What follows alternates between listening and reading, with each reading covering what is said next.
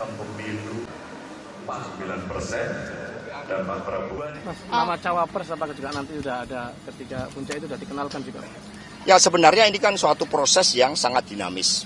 Sebagaimana diketahui ketika Ibu Megawati Soekarno Putri bersama dengan Bapak Presiden Jokowi bertemu di Istana Merdeka selama 3 jam, di situ juga sudah dibahas figur-figur siapa dari calon wakil presiden yang kemudian dipertajam pada saat mau mengumumkan Bapak Ganjar Pranowo pada tanggal 21 April dan kemudian ini terus dilakukan pembahasan secara dinamis.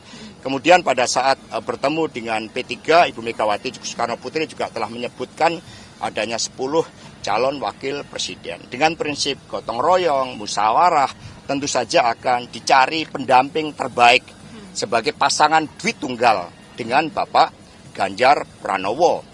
Tentu saja memperhatikan suatu kombinasi yang lengkap, kombinasi kepemimpinan yang Dwitunggal, kombinasi kepemimpinan yang saling melengkapi, tetapi juga tetap memperhatikan bagaimana kerjasama partai politik tersebut dibangun dan juga memperhatikan faktor upaya untuk memenangkan, karena tidak bisa dipungkiri calon presiden dan wakil presiden memerlukan dukungan 50% plus 1.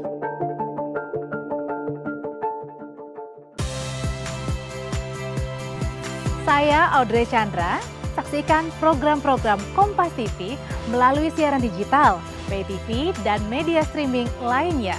Kompas TV, independen, terpercaya,